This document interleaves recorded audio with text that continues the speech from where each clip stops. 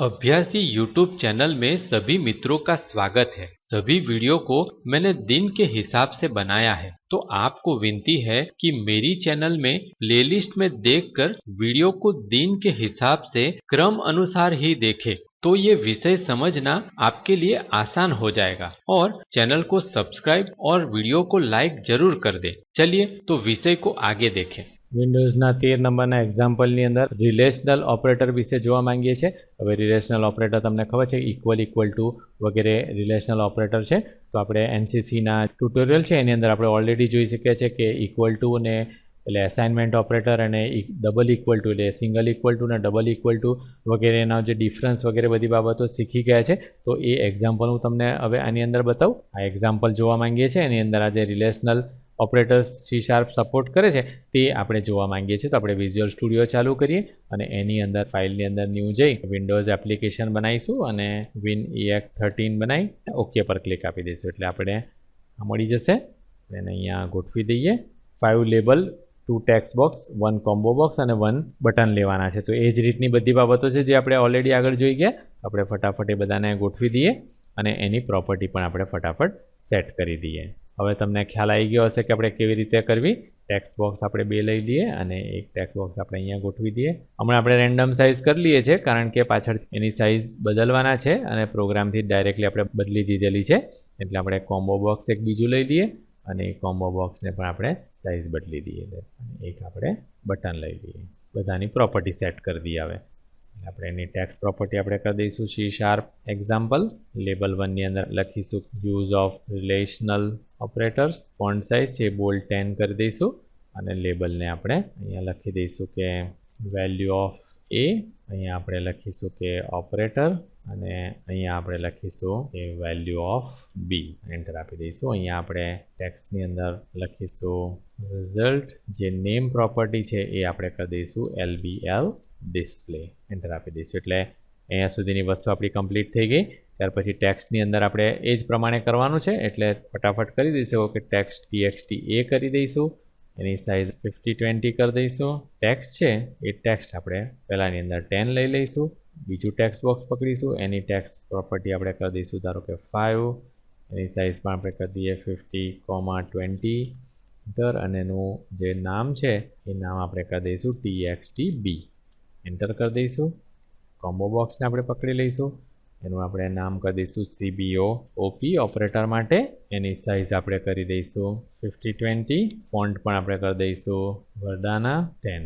Okay, આઇટમ્સની અંદર જતા રહીશું, કલેક્શનની અંદર જતા રહીશું। આ લખવાનું છે ઇક્વલ ટુ, વચ્ચે આપણે સ્પેસ નથી આપવાની યાદ રાખવાનું। એન્ટર કરી અને ત્યાર પછી આપણે કરીશું not equal to, enter, greater than sign લઈશું, enter, less than sign, enter, greater than equal to, less than equal to. આટલા C# ની અંદર જે રિલેશનલ ઓપરેટર છે એન્ટર કરીશું। ટેક્સ્ટની અંદર આપણે ઇક્વલ ટુ લખી દઈશું, એન્ટર કરી દઈશું એટલે આ વસ્તુ થઈ ગઈ બધી વસ્તુ। બટનની અંદર BUT કેલ્ક લખી દઈશું અને એના ટેક્સ્ટની અંદર આપણે લખી દઈશું કેલ્ક્યુલેટ, એન્ટર કરી દઈશું એટલે આ વસ્તુ આપણે બધી બની ગઈ।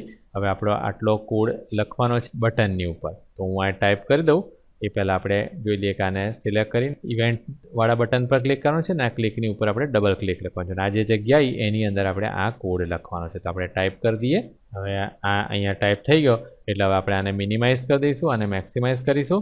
આ પ્રોગ્રામને પહેલાં હું સેવ કરી અને તમને રન કરીને બતાવું અને પછી આપણે એની ચર્ચા કરીએ। એટલે આપણે મિનિમાઇઝ કરી દઈશું। અહીંયા તમે જોશો તો અહીંયા મેં 2 વેલ્યુ લીધી છે 10 અને 5 અને અહીંયા આપણે ઇક્વલ ટુ ચેક કરી છે। આ ઇક્વાલિટી ચેક કરવા માટે છે, આ નોટ ઇક્વાલિટી ચેક કરવા માટે, આ ગ્રેટર છે કે નહીં એ ચેક કરવા માટે છે, આ લેસ છે કે નહીં એ ચેક કરવા માટે, greater than equal to check કરવા માટે છે અને આ less than equal to check કરવા માટે છે। તો આ બાબતો આપણને આટલા ઓપરેટર C# સપોર્ટ કરે છે કે જે આપણે ઓલરેડી NCCની અંદર બધી ચર્ચા કરી જ ગયા છે। અહીંયા આપણે ચેક કરી છે કે 10 ઇક્વલ ટુ 5, કેલ્ક્યુલેટ પર ક્લિક આપું તો 10 ઇક્વલ ટુ B મને ફોલ્સ બતાવે છે કે આ સાચું નથી, 10 ઇક્વલ ટુ 5 નથી। પણ જો હું અહીંયા 10 કરી દઉં અને ત્યાર પછી કેલ્ક્યુલેટ પર ક્લિક કરીશ તો મને તરત ટ્રુ બતાવશે। A ઇક્વલ ટુ B છે તો યસ છે કે બંને એક જ સરખા છે એટલે એનો આન્સર આવશે ટ્રુની અંદર। પણ જો અહીંયા 5 હશે તો એનો આન્સર આવશે ફોલ્સની અંદર। હવે એ જ રીતે નોટ ઇક્વલ ટુ ચેક કરીએ કે બંને નોટ ઇક્વલ ટુ છે તો આવશે યસ કે બંને નોટ ઇક્વલ ટુ છે। પણ જો હવે હું 10 કરી દઉં અને પછી ક્લિક કરું તો એનો ફોલ્સ આન્સર આવશે। કેમ? કારણ કે બંને ઇક્વલ છે એટલે કે બંને નોટ ઇક્વલ નથી, એટલા માટે અહીંયા નોટ ઇક્વલ ટુની અંદર ફોલ્સ આન્સર આવશે. હવે એ જ રીતે ધારો કે આને આપણે પાછું 5 કરી દઈએ અને અહીંયા આપણે ગ્રેટર કરી દઈએ કે 10 ગ્રેટર દેન 5, તો આન્સર આવશે ટ્રુ. પણ જો આની અંદર હું 15 કરી દઉં અને પછી કેલ્ક્યુલેટ કરું તો મને મેસેજ આવશે કે ફોલ્સ, 10 ગ્રેટર દેન 15 નથી. પાછું 5 કરી દઈએ આપણે અને લેસ કરી દઈએ કે લેસ છે 10 લેસ દેન 5, તો આન્સર આવશે ફોલ્સ. અને અહીંયા હવે હું 15 કરી દઉં ધારો કે અને પછી ક્લિક કરું તો મને ટ્રુ આન્સર આપશે, કારણ કે 10 લેસ દેન 15 છે, ટ્રુ છે. હવે અહીં આપણે ગ્રેટર દેન ઇક્વલ ટુ કરીએ કે ગ્રેટર દેન ઇક્વલ ટુ છે. હવે ધારો કે 5 કરીએ ગ્રેટર દેન ઇક્વલ ટુ, તો અહીંયા બતાવે છે greater than equal two true છે. અને અહીંયા હું 10 પણ લખીશ તો ઇક્વલ ટુ તો છે જ એટલે ટ્રુ જ રહેશે, પણ જો હું 15 લખી દઉં તો પછી એ ફોલ્સ થઈ જશે. અને એ જ રીતે અહીંયા લેસ દેન ઇક્વલ ટુ કરીએ તો કે લેસ દેન ઇક્વલ ટુ છે, તો લેસ દેન છે ટ્રુ છે. 10 કરીએ છે તો પણ ટ્રુ બતાવે છે. અને જો હું 5 કરી દઉં તો પછી અહીંયા કેલ્ક્યુલેટની અંદર એ ફોલ્સ બતાવશે. તો આશા છે કે તમને આ બધા જે રિલેશનલ ઓપરેટર છે કે જે આપણે ઓલરેડી એનસીસીમાં શીખી ગયા છે એ C++માં એ જ રીતે વર્ક કરે છે પ્રોગ્રામિંગમાં, એ બરાબર ખ્યાલ આવી ગયો હશે. તો એનો પ્રોગ્રામ જોઈએ આપણે.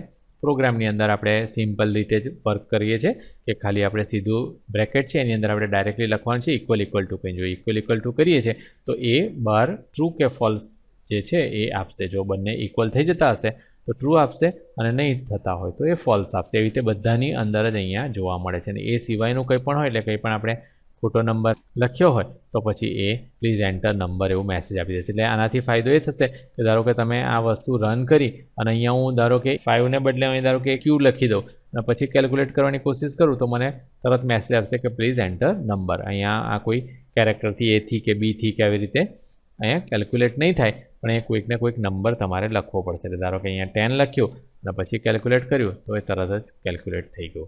બધી વસ્તુ આની અંદર આ રીતના જોવા મળે છે. तो आ रीतना प्रोग्राम तमे पण पोते बनाईने जुओ। ये वीडियो देखने के लिए आभार। अगर आप कंप्यूटर के एकदम नए और एडवांस टॉपिक पर वीडियो देखना चाहते हैं तो ये वीडियो को लाइक करके चैनल को सब्सक्राइब कर लें। चैनल आगे बढ़ेगी तभी हम नए मुफ्त वीडियो अपलोड कर सकेंगे। आशा है कि आप लाइक, शेयर और सब्सक्राइब जरूर करेंगे। अगर आप ये वीडियो में इस्तेमाल होने वाली PDF फाइल व्हाट्सएप पर खरीदना चाहते हैं तो ये लिंक को देखें।